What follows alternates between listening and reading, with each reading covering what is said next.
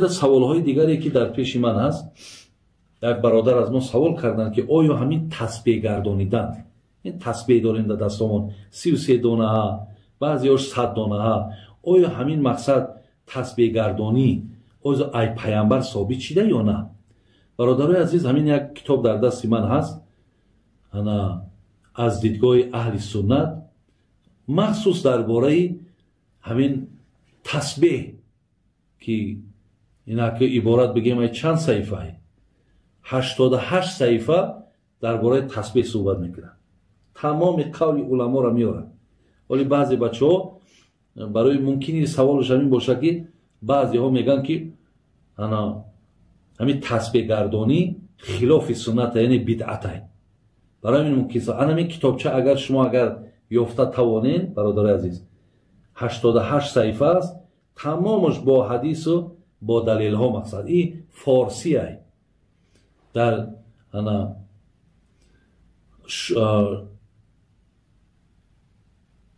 номаш шумориши азкор буда. ана инҷода мегӯяд ки равишҳои шумориши азкор, яъне чӣ гуна зикрҳоро мо ҳисоб кунем.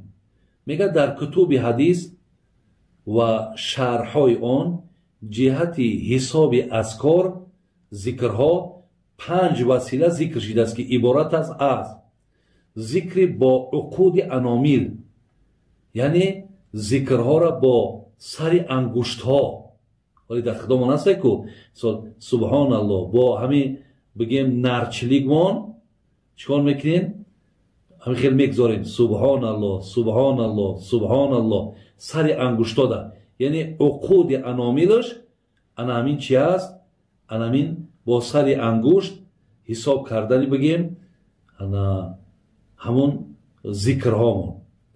ё мисол бошад субҳоналлоҳ қат мекунем ангушта, субҳоналлоҳ субҳоналлоҳ субҳоналлоҳ. дуюм зикри бо сангреза, яъне дар ҷои тасбеҳ санг дора, мумкин 100 дона санг дора, бо ҳамон зикр мекунад.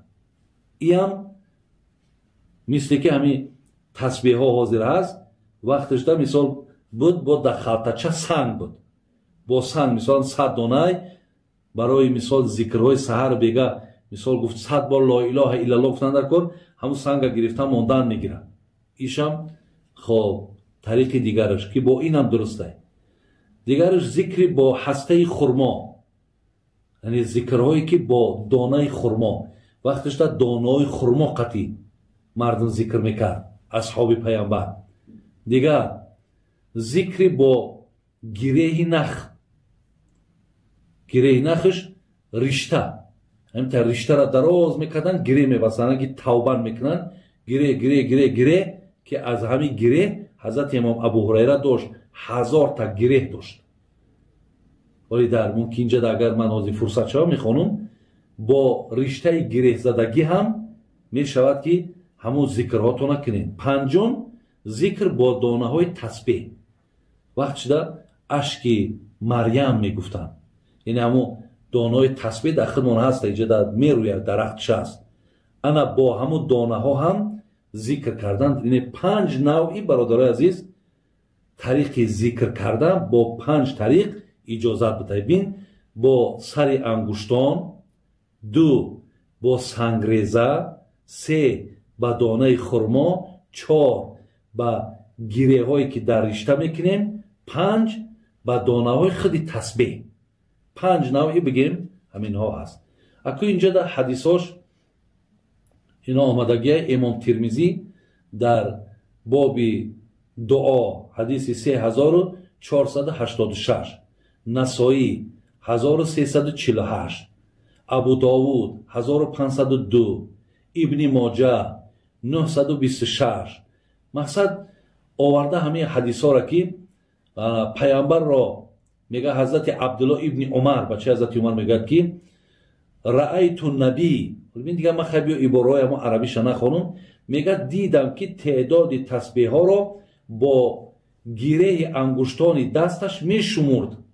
яъне пайғамбар бо ҳамон ангуштое ки ман гуфтам чхел, ҳамин хелқати мега пайғамбар мақсад ҳамин корро анҷом медод.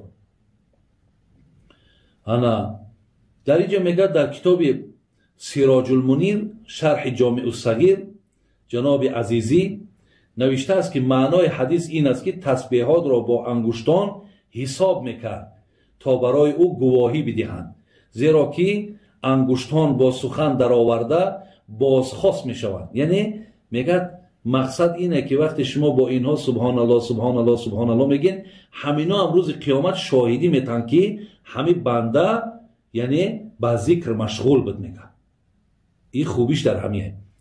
انا که خب این یک روایت فعلی پیغمبر، یعنی با فعلش میکرد. انا که روایت های با قولی، این روایت های فعلی بود با فعلش میکرد، یعنی با دستش انجام داد و با سخنش چی میگفت. اینجا حدیث دیگری که من میخوانم اینا جناب با همون ترمذی آورده، ابو داود آورده، مسند امام احمد حنبل آورده، ابن حبان آورده، مصنف ابن ابی شیبه آورده، ابن ماجه آورده، خب جناب طبرانی آورده، مستدرک امام حاکم آورده. این همین قدری آورده. تخریج حدیث در زیر این کتاب است. میگد که بیاد همون چیزاش خونیم. انا میگد که صحابه پیامبر یوسیره میگد این بنت یاسیر بود. چی میگد؟ میگد که زنایی که میگه از مکه به مدینه هجرت کردن میگویند که پیامبر برای ما فرمان داد که برای شما باد ای جماعت زنان تسبیح سبحان الله گفتن. یعنی میگه ما را گفت که شما تسبیح بگین سبحان الله بگین، زنایی که ای مکه که مدینه هجرت کردن، و تحلیل لا اله الا الله بگین، و تقدیس سبحان الله ملیک القدوس سبوح قدوس رب الملائکه و الروح گفتن، یا با آنچه در معنای اوست. و با سر انگشتان گره بیاندازید، یعنی تعداد این ذکرها رو با گره انگشتان بشمارید، زیرا که به درستی انگشتان و یا سر آنها در روز قیامت از آنچه انجام داده اید پرسیده می شوند و گویا گردانیده می شوند، چنانه که تمام اعضا به سخن در آورده می شوند و به هر یک کاری نیک و بد ما اونها شاهدی می دهند. پیامبرمان زنها را گفت که همین شما تسبیح بگین، تحلیل بگین، تقدیس کنین، بین همین کلمه را بگین و اینها مقصد هر یک عضوهای شما، زبانی تو، لبهای تو، انگشتای تو شاهدی میتونن که همین بنده در دنیا با ذکر مشغول بود. هم بینین اینجا ده هم فضیلت ذکر میروه، هم زنها را هم با شماریدنی با انگشتاشون پیامبر اجازت داد. دیگر برادران عزیز، انا که اینجا در ذکر سنگریزه قطعی گفتیم، سنگها قطعی در مردم تاجیک ما با سنگریزه بیشتر میکنن. اینجا در آورده است که همون امام ابو داود در سنن خیش میگه باب را در این عنوان انا که باب تسبیح با سنگریزه باب داره میگه. در سنن ابو داود مخصوص با سنگریزه ذکر کردن در باب مخصوص میگه. اینجا در حدیث ها آورده برادر عزیز، حدیث خیلی طولانیه. همین هم با امام ترمذی و با همون مستدرک امام حاکم و جناب ذهبی و خلاص بسیاری از محدثین آوردن. از سعد ابن ابی وقاص میگد که وای با آن حضرت نزد زنی رفتن، با پیامبرمون پیش یک زن رفتن میگن و پیش آن زن هسته های خرما یا سنگریزه بود. شک راویه میگم، اینجا راوی شک کردگی است، یا میگه دانه خرما بود پیش آن زن رفته یا سنگریزه بود میگه و با آن تسبیح میگفت. او زن هم وقت تسبیح میگفت است. پس پیامبر گفت که آیا خبر ندهم تو را با چنان ذکری که از این برای تو آسانتر باشد، با فضیلت تر باشد. بعد پیامبر دید که مقصد اگه چخیله با دانه خرما و سنگ حساب کردن دشواری میاره که گفت رای آسان شیشانت بتون. بعد گفت که مایلش گفت بگو که سبحان الله عدد ما خلق فی السما و سبحان الله عدد ما خلق فی الارض و سبحان الله عدد ما بین ذالک. یعنی بگو که پاک از پروردگار، ببین همین پاکی پروردگار میگه، بگو پاک از پروردگار به عدد چیزی که آفریده است. بزرگ است الله به عدد هر چیزی که آفریده است. اگه دیگه عدد حساب نداره کو، یعنی تا از یکی یک تا برای تو زحمت میشوه. اگر این خیل بگوی، مثال بگوی الله بزرگ است با عدد تمام آن چیزی که الله بین زمین و آسمان آفریده است. اینجا دیگر آن چی آفریده است خدا میلیون است، یعنی یک همو سبحان الله تو میلیون حساب میخوره. این زنه برادرای عزیز میگه پیامبر یک راه آسانی ایشان دادو، لیکن ببینین میگه که مولا علی قاری چی میگه بعد در شرح این حدیث، میگه این حدیث میگه صحیح است، میگه و میگه نشان دادن پیامبر زنه این برای آسانی کردن کار اما مادر بود. لیکن در اینجا نگفتش که این خرما قطع یا دانه خرما یا با این سنگریزه ذکر نکرد، یعنی منعش نکرد، فقط راه آسانی شیشان داد. جناب علی قاری گفته است. انا که ذکر کردن حضرت صفیه این مادر ما و شما زن پیامبر بود با هسته خرما. انا که اینجا دم حدیثش اینا اگر در پیش ما باز هم جناب امام ترمذی و همچنان حدیث برادرای عزیز جناب سیوطی و با همون مستدرک امام حاکم، امام طبرانی این هم آوردن که میگد که مادر من صفیه میگه پیامبر نزد من تشریف آورد در حالی که نزد من ده 4000 خسته خرما بود، 4000 دانه خرما بود که با آن تسبیح میخواندم. سپس گفتم همانا من با این تسبیح گفتم. آن حضرت گفت که آیا من تو با چنان ورد یاد ندهم که ثواب آن بیشتر است؟ میگه گفتم عرض که بله ای حضرت. گفت سبحان الله عدد خلقی. اورنگی همون خیلی که حدیث پیش گفتیم، یعنی صفیه را گفت که 4000 دانه خرما را مادرمون میگردونه. گفت که رای آسان ترک شو بفهمونم، بگو که پاک از پروردگار به عدد تمام آن چیزی که در دنیا خلق کرده.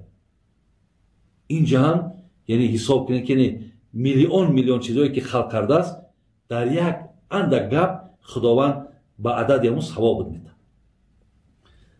اینها برادرای عزیز دلیل هایی هستند که یعنی با تسبیح گرفتن مقصد جای گناهی نداره. وقتی که ببینین در حیات پیامبر خود پیامبر به انگشتاش حساب میکرد، با دلیل های قولیش بگیم با فعلیش به دست میکرد. با قولیش یعنی با گفتنش باز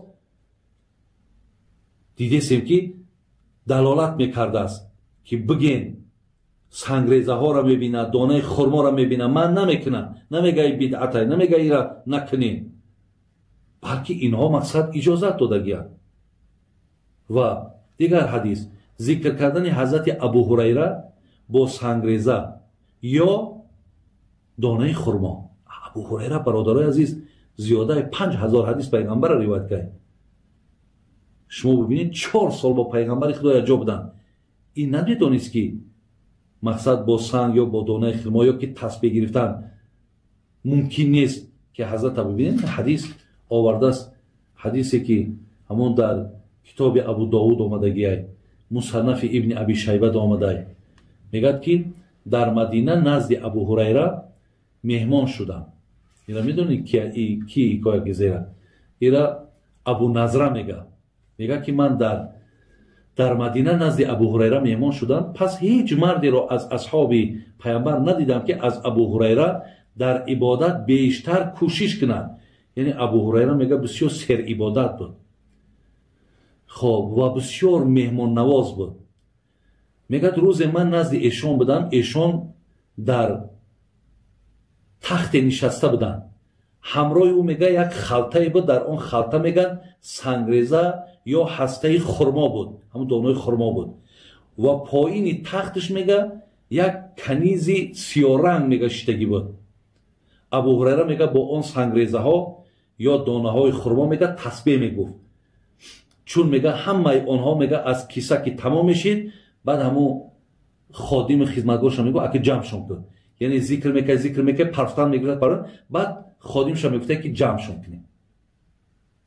دیگر برادر عزیز میگه که ابو هریره میگه یک رشته داشت، میگه اینجا حدیثش برادر عزیز اومدگی میگه یک رشته داشت، میگه یک رشته داشت که در آن میگه 2000 گره بود، تا به آن ذکر نمیکرد نمیخوابید.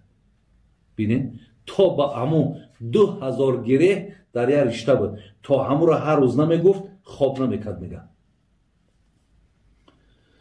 انا که اینجا نظرهای علامه ابن جوزی اکو در اینجا برادرای عزیز ایرا ببینین، چند علما خداوند صاحب کتاب مغفرت کنه خیلی مهنت کرد.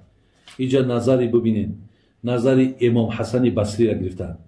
امام حسن بصری، شیخ ابن حجر اسقلانی، علامه سیوطی، مولا علی قاری، خب انا دیگر مولانا عبدالحی لکنوی، علامه ابن جوزی، علامه ابن اینجا علامه حسکفی، علامه شوکانی، ببینید علامه عظیم آبادی، علامه مبارک پوری، شیخ الاسلام ابن تیمیه، ابن عثیمین، یعنی همه همین ها برادر عزیز در جایز بودنی همین تسبیح یا جایز بودنی با سنگریزه یا دانه خرما یا گره الله را یاد کردنش اجازت دادن.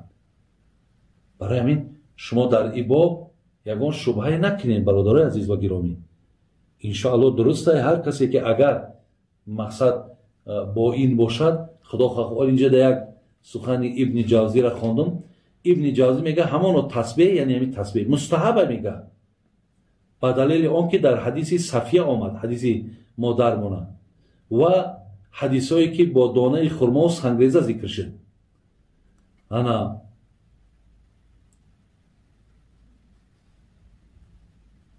خلاص یعنی هر یک همین علما نظرهاشون گفتن، یعنی جایز است برادران عزیز و گرامی که شما به همون 5 نوعی که من برای شما اشاره کردم شما الله را ذکر کنین، خدا خواهد همش درسته.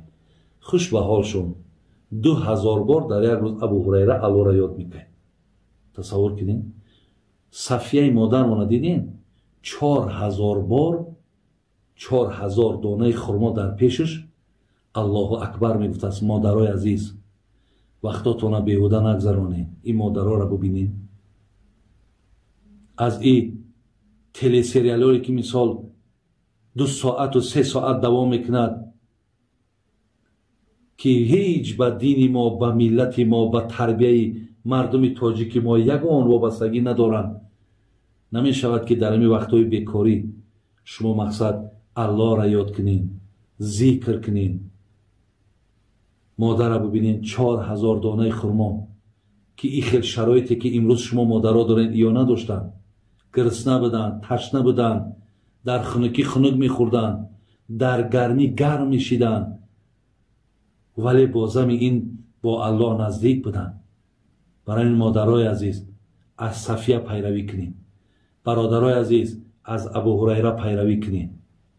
الله مهربان این توفیق بر همه ما و شما نصیب گردانه.